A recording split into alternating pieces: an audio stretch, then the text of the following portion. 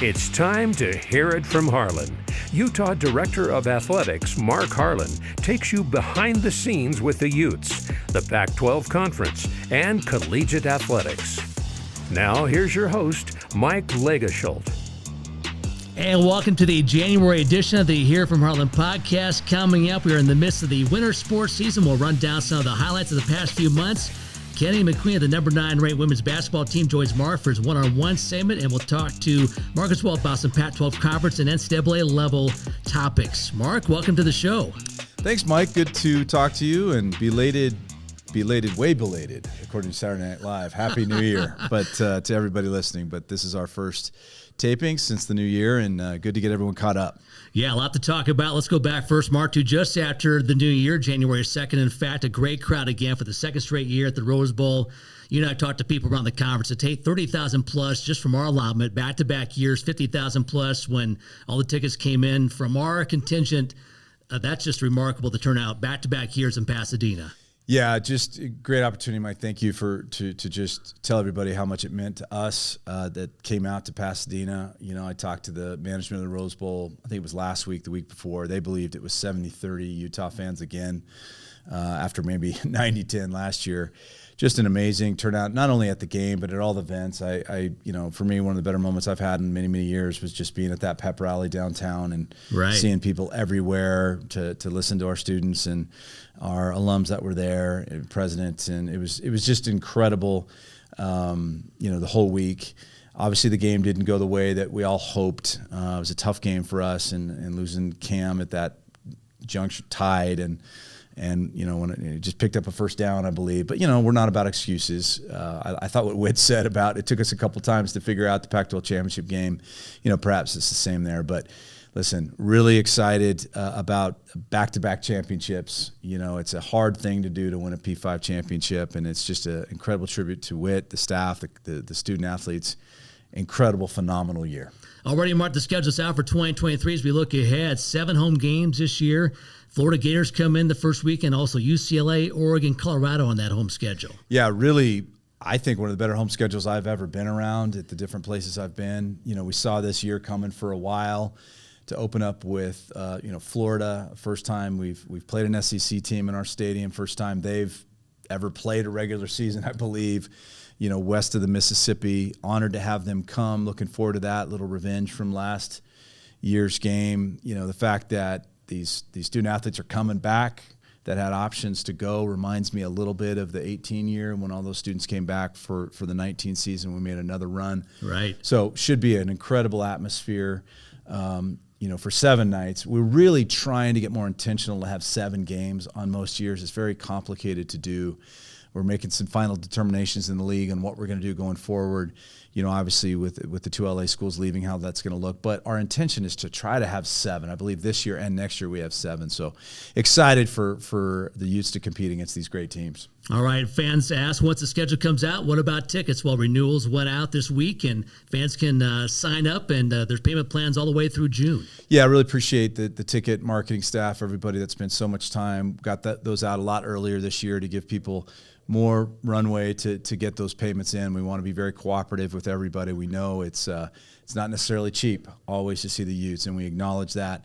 And we appreciate, at the end of the day, that investment helps us to run a championship program and then as such programs here at the athletic department. So, yeah, work with your ticket folks, and we're happy to set up payment plans for multiple months to get that done. But, again, appreciate everybody coming out and supporting last year, and we look forward to seeing everybody in the fall.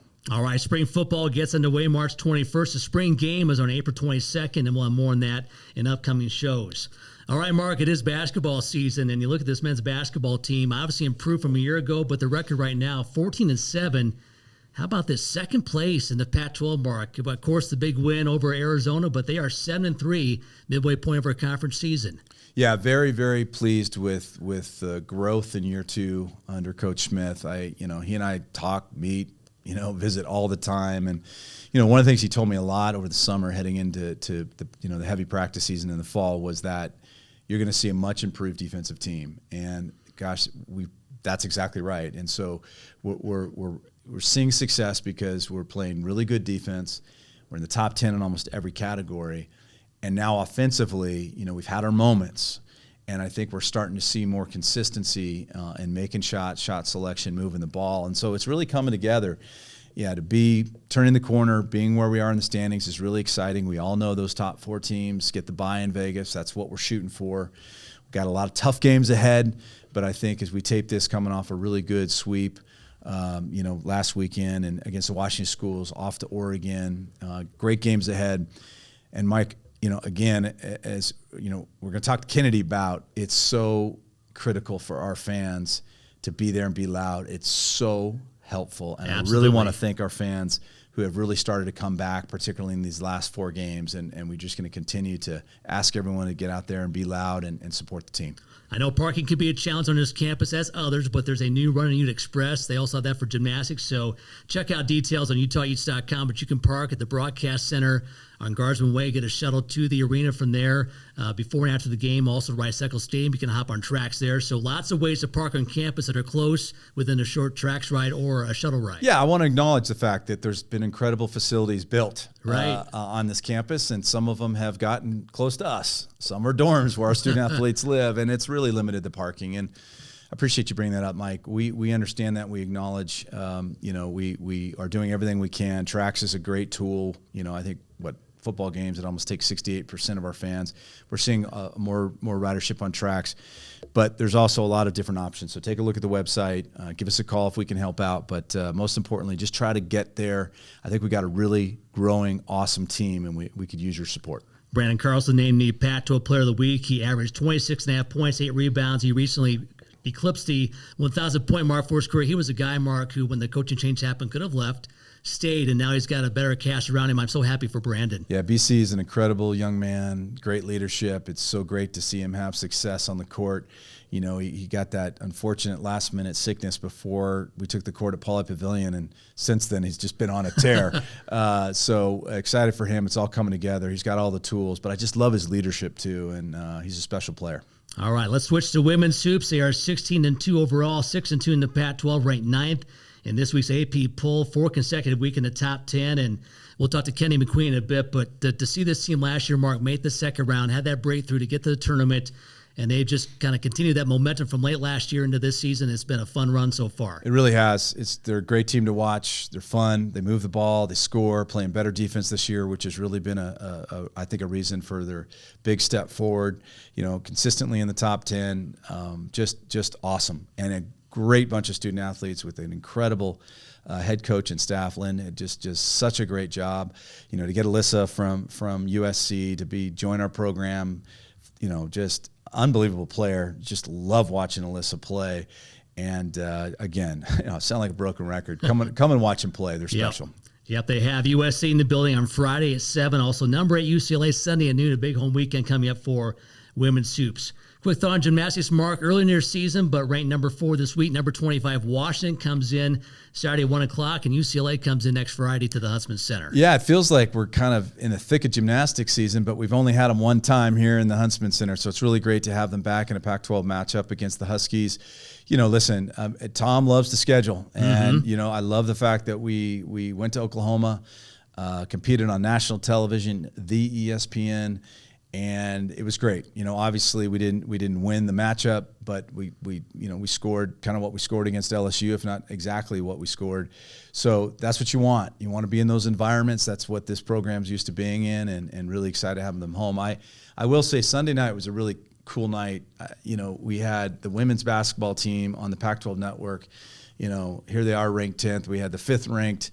The 5th-ranked gymnastics team on ESPN. I mean, that's a pretty cool thing, and what a tribute to those programs, to be nationally ranked on those stages, and it's just another reminder of our growth as a program. I mean, that's why student athletes want to come here. You want to be on these type of teams, on those type of stages. So Sunday night was pretty cool. Yeah, great news. We celebrate 50 years of Town 9 this year, Mark. We had the big banquet in the fall, but you talk about 50 years where it was, how it's evolved. It's great to see those nights like Sunday we had this past week. It was fantastic. Yeah, great stuff. All right, before we go to some other sports, and we'll have the tennis is in conversation, swimming as well down the road. But Mark, the track and field team went to Idaho last weekend at the Lauren McCluskey Memorial Open, and that track is now named the Lauren McCluskey track at the Kibbe Dome was fun for our team to have a chance to compete on that surface. Yeah, it was something that I know the McCluskeys were really excited about. Jill and I and Matt had spoken about when they were here in the fall semester. But, we weren't going to miss it as a program. We wanted to go up there and show our support and compete in the event. And it sounds like it was great. Liz Prince, who oversees the program for us, came back and gave us a report about it. It was just a great atmosphere. Quite candidly, Mike, our seniors were, the last class that was here on campus that went through that tragedy. And I think it was a really nice thing for them to compete there in front of her family and friends. And so it was a good meet. Now, on the same token, we also competitively were just incredible. Yes. And some school records set. So just a great meet, great experience all around. Well, when we come back, Utah women's basketball has been in the top 10 now for the fourth straight week. One of the reasons why they are there is to play as sophomore guard Kennady McQueen. She'll join Mark for his one-on-one when we come back with more of the Hear From Harlan podcast. For tickets, apparel, team schedules, and more on the Utes, visit UtahUtes.com, the official website of Utah Athletics. Well, this is the part I love the most, and we are so blessed today to have one of our very high-performing student athletes from our top 10 rated women's basketball team. We have Kennady Lightning McQueen with us today. We were just laughing about this before we started taping, but Kennady, thanks for being here. I know you guys are right in the middle of the season with a huge homestand coming up, and I really want to get into the team in a second and this incredible success you guys are having. But I want to talk a little bit about you. You're such an interesting story for us because you are a legacy here, not only the University of Utah, but certainly the athletic program. Your mom, Melanie, was a player for us on the women's basketball team. And you also told me a great story about your dad just now. So talk a little bit about your parents, which I think will lead to the reason why you came to the University of Utah. Yeah, so my mom played basketball here, like we said, and growing up, we were all, my siblings, my mom, my dad, we're all just huge Utah fans. So growing up, I was bleeding red through and through, went to football games, basketball games, was always on campus. And then once I started getting recruited by Utah, I was down here even more.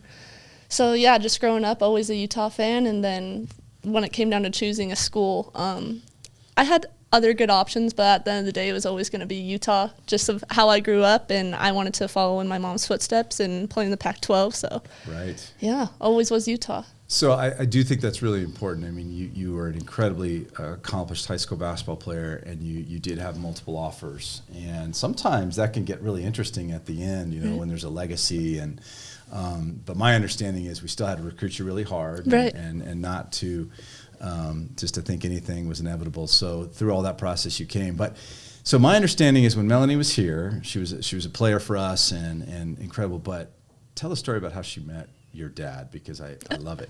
Yeah, so they met, my dad moved to Little North Summit up in Coville, and they met in middle school, and I don't know if they started dating in middle school or started dating in high school, but ever since have just been high school sweethearts, and he came and was the manager for the women's basketball team here.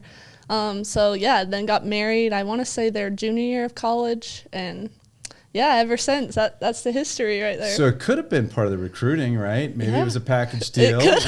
We're not really sure. We'll have to, maybe when I see him, we'll ask him. I love that because I was a manager for the football team at University of Arizona. It was the way I was able to go to college. So another compelling reason why to be a manager, right? Because you never know.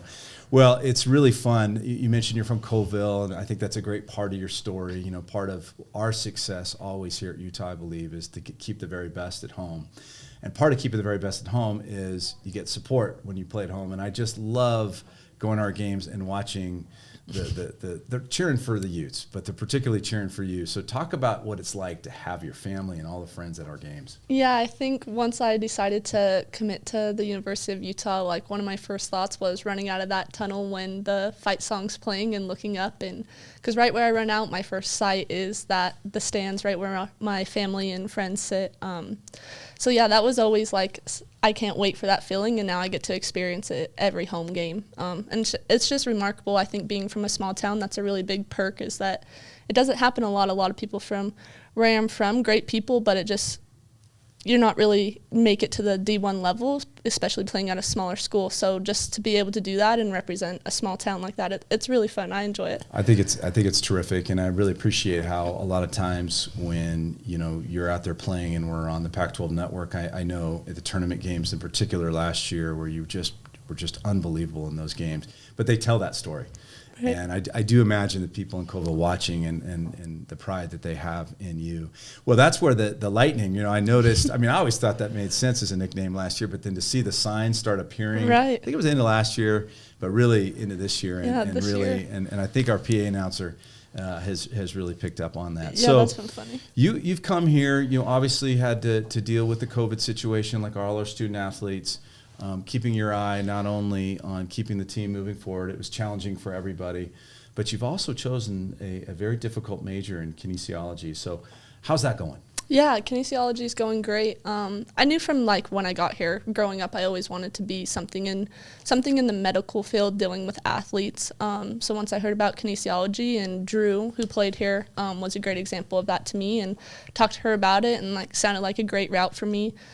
So yeah, the main reason I chose kinesiology is I just want to help people get back to the sport they love and be around athletes. Because I've also thought about coaching, but I definitely want to stick in with the injury side and being there when they get hurt and helping them back, just because I know what it feels like to be hurt. So just being able to help athletes and influence them that way.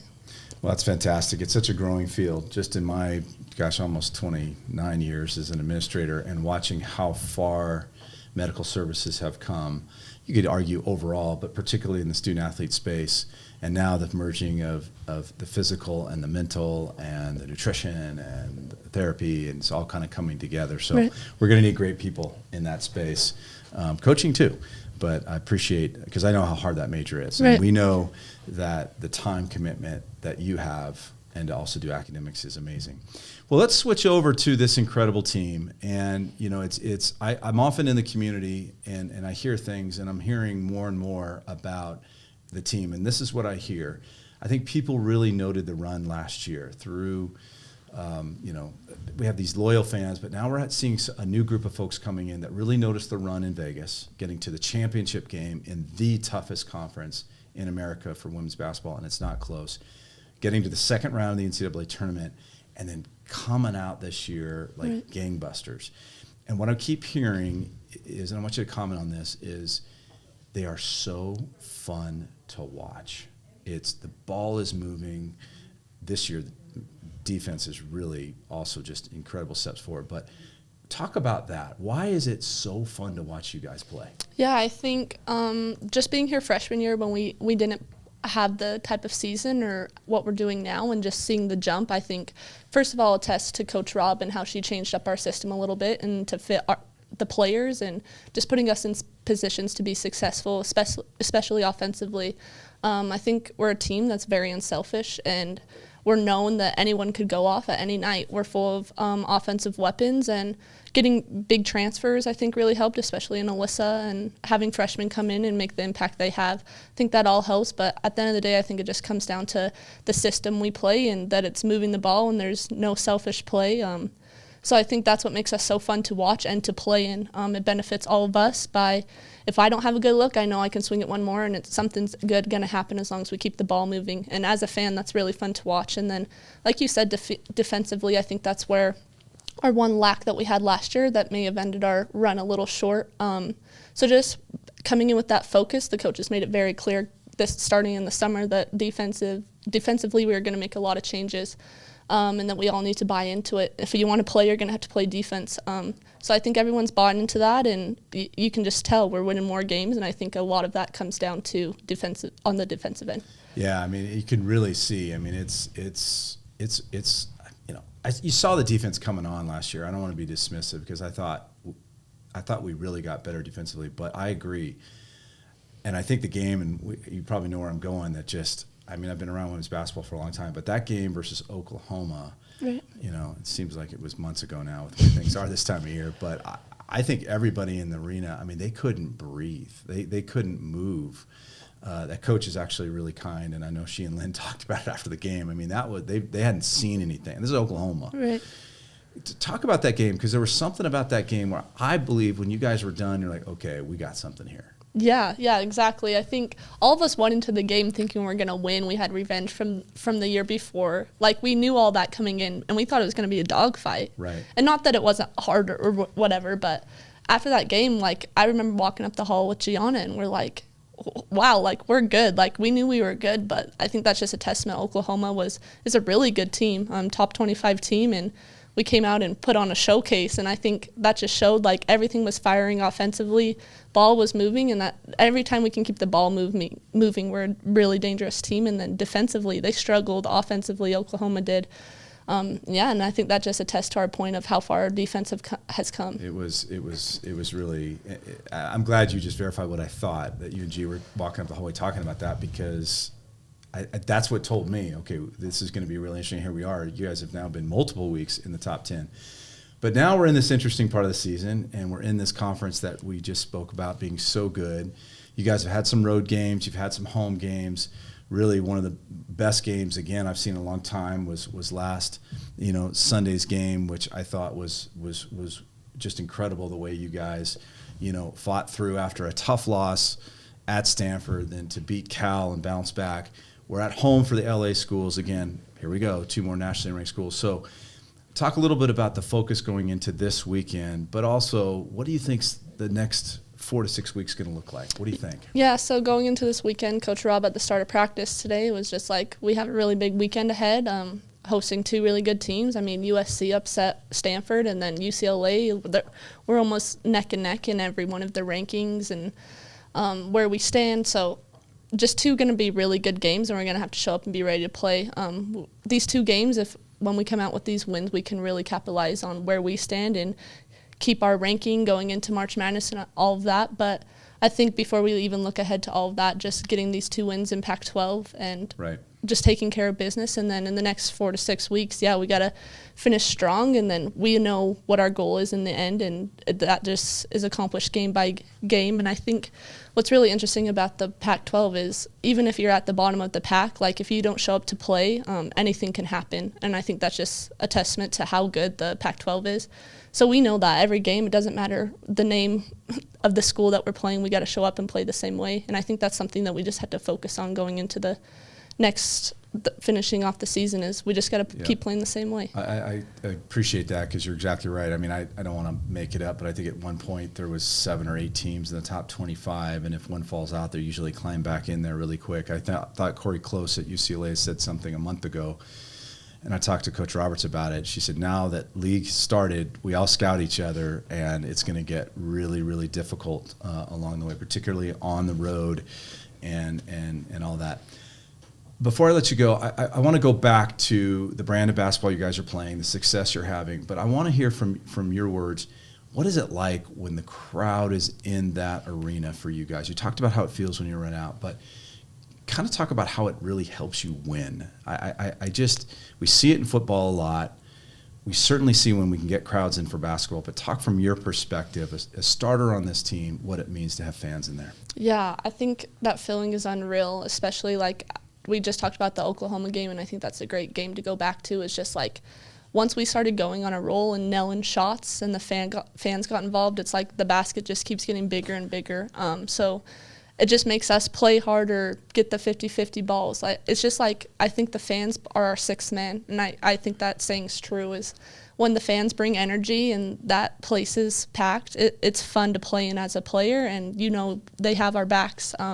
So it's been a really fun environment to play in, especially like going from freshman year and knowing what it was like with no fans, and then earning our ranking this year and to see people come in. I think if we can keep that up, and then it can help us overcome those big games. For example, Sunday we play UCLA, and it's going to take everyone we can get in here and be loud and have that home court advantage. In the Pac-12, that's huge to have home court advantage. So the more fans we bring in, the easier it gets, I feel like. Yeah, that's terrific, and I just want to encourage everyone that's listening to this to really come out and support this team. It is so hard to be in the top 25 of women's basketball, the investment in women's basketball, the growth of women's basketball, the ratings of women's basketball, and here we have right here in Salt Lake a top 10 team, and this particular weekend going against a couple other ranked teams, and there'll be unbelievable games ahead. Kennedy, thank you so much for coming over. I really appreciate, I also want to say your leadership on the team is noted, by me. It's an incredible team. I appreciate you mentioning Alyssa to see how she's come in, mixing with all your other teammates, and how I think successful transfers, maybe I'll just, before I let you go, successful transfers, I get this question a lot, and I honestly think if you look at Utah athletics across the board, we see a lot of transfers come in and be very successful. I can think of many across many sports. Alyssa has come in. She's great. I've had some great conversations with her. She could be an All-American this year if it keeps going. It's her, I get it. But how you guys embraced her, a very successful second-round team, and how she's flourishing, does that get back to how you guys are as a unit, how close you guys are? Yeah, I think definitely. I think it starts in the summer when we're all hanging out outside of basketball and just getting together and building those friendships before you even step on the court. So I feel like that already puts us at an advantage. And Alyssa fit right in with us from the start. Such a funny, nice girl to be around. I have the chance to live with her, and it's a good time. So she's fit right in, and then just the way she's bought into our system, or the changes she's made in her game to adapt to our system, and she's relishing in the good that's come from that. Or just like, for example, today we all show up to the weight room and she's already had a workout done. So it's just like, just having someone like that's that good and puts us on the board that much more. I think it's just a testament to how well we are as teammates, bringing people in, and then just we all come together, and we know we have one goal at the end of the day, and Alyssa's bought into that, and it's just keep winning. Yeah, that's great. Because obviously when we come in, you could say take away minutes if you want to go that direction. That's not the case at all. It's everyone embracing the team mentality. Right. And I just want to applaud you as one of our leaders for allowing that kind of atmosphere to flourish here. Thank you. Good luck this weekend. Thank you. Really appreciate you visiting with us. And just again, I want to encourage everyone to come to the games this weekend or see us and come multiple times. It's an incredible team to watch. Thank you. Right. Thank you. Follow the Utes on social media by searching for Utah Athletics on Facebook, Instagram, and Twitter. And welcome back to the show. And as Mark always reminds me, the best part of the show is when I'm not in this chair. He left it out today. I appreciate that, but I'm going to slide anyway, Mark. I mean, the point's been made. I appreciate that. You just want to know where you stand with things. But no, joking aside, I love that part of the show as well. To have the athletes come in and interact with you and have you get a chance to talk to them, and the setting is great. And her story about her parents, her dad, the manager, her mom played basketball, and just a Utah family through and through. Just a great interview by you with her. Well, I appreciate that. Kennedy is just, again, an awesome leader. And I love it when some of your best players, your best leaders, that tends to be the magic that can occur to have a great season. The Bartons get a lot of publicity with them being accomplished student athletes here, but let's give it up too. We got Lightning McQueen as one of our big time players who's, hey, give it up to dad being the manager. Yeah. He hopefully got a little scholarship aid when he was here, but appreciate the family. They're always at the events, and I'm glad that everyone got to hear her story. She's a real remarkable young person. All right, Mark, we'll dive into some conference and national topics next. But before we get there, some on-campus news. Academics, the numbers came out for the fall of 2022. Fifth best GPA on record, a 3.328. That's now 33 straight semesters with a GPA for the department-wide of 3.0 or better. Yeah, just an incredible accomplishment to have this many semesters at this kind of performance level. Credit to the coaches. They tell the student athletes who are recruiting the expectations. Our student athlete academic team is elite. They're the best in the country, and it's not even close. And everybody works hard. I think it's one of those things you get in this cycle, Mike, where you're a freshman, you're like, whoa, I guess I have to do that because everyone in front of my classes are doing that, and then they turn into sophomores. It just becomes this constant cycle. But that and the graduation rates are the things we're most proud of, and it's an honor to be around these incredible scholars who compete really hard too. Yeah, we do this show from the Wilson Conference Room in the Burbage Center. That staff is housed out of here. They do a great job on the academic side, and great job by you and the staff as well to give them the support to do what they've done. It's been a great run academically here on this campus. Well, Mark, before we get to some other topics, I know it's kind of early in this news cycle, but the Salt Lake Bees announced last week they are moving their stadium to a brand new park in Daybreak following the 2024 season. Salt Lake City exploring plans for the current downtown stadium area, which means Utah baseball will probably have to find a new home. Again, and I know it's early, but any thoughts early on what your plans might be starting in 2025 for the Utah baseball team? Yeah, absolutely, Mike. I'm happy to comment on it. You know, the news, it's not fair to say it caught us off guard. We had known that there had been some talk about that. The mayor was very kind to call President Randall the day before the announcement. You know, for us, we have been spending a lot of time and doing a lot of work on how to make the Guardsman site work for a stadium. Mm-hmm. I believe strongly that site makes a lot of sense for our program. It's right across the street from a hub for us in the Eccles Football Center, which also houses our dining. It's got training facilities. It's got everything you need, similar to our golf facility that's across. So it's a spot that really helps for student-athlete welfare. So we're going to work with the Populous Design team. We're going to be working with neighborhood partners. We're going to be working with the city to accelerate everything that we're doing. But listen, the Bees got to do what they have to do. The city has to do what they have to do. But my job is to make sure the Utes have a home and get that solidified. So I would encourage everybody to be on the lookout. We'll be transparent as we go through the process.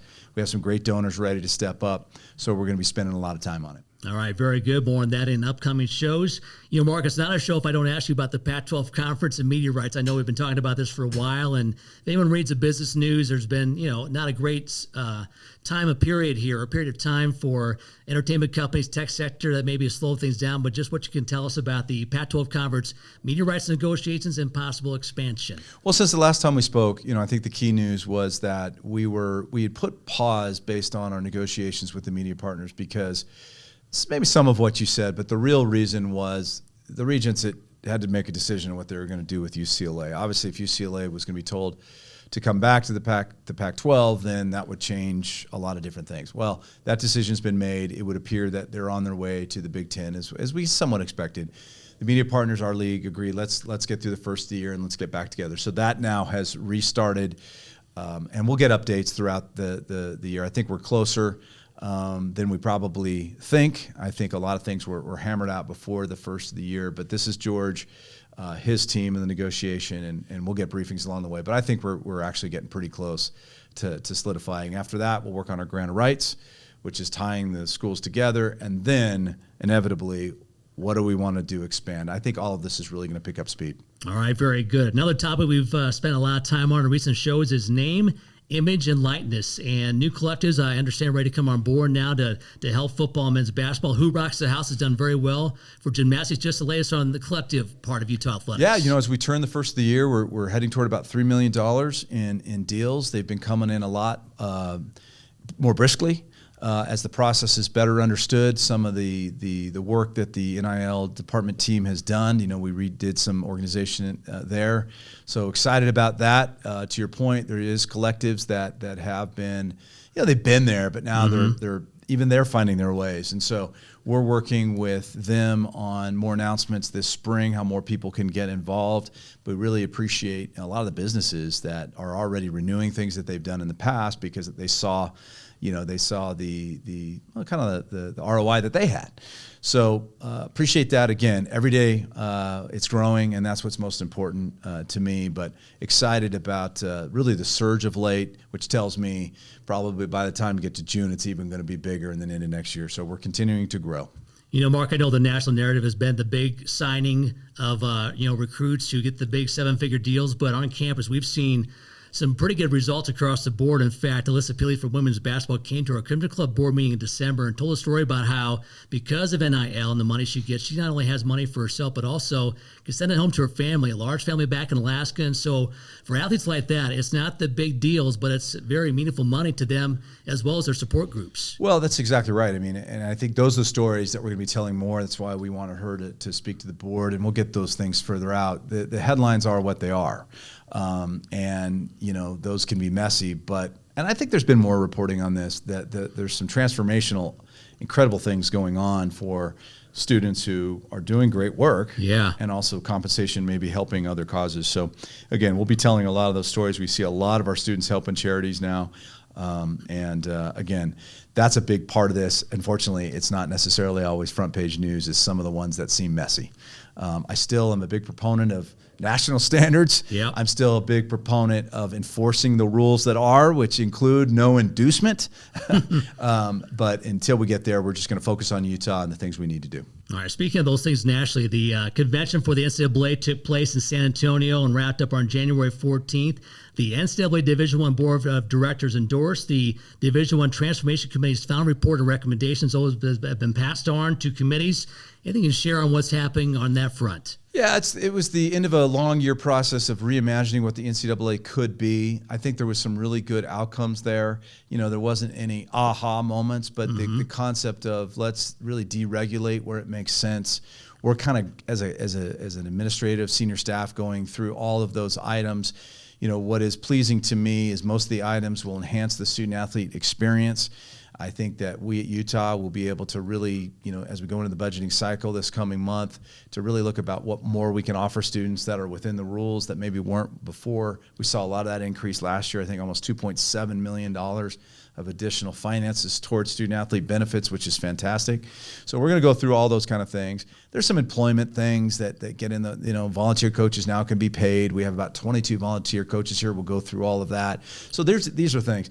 The big stuff, right, is still being looked at. The NCAA overalls, that's the best path to go forward, Power 5, all those kind of things. But right now, I would say the headline to me is there's still a desire by the Power 5 schools to still work under that umbrella as long as the flexibility is there for us to continue to provide for student athletes.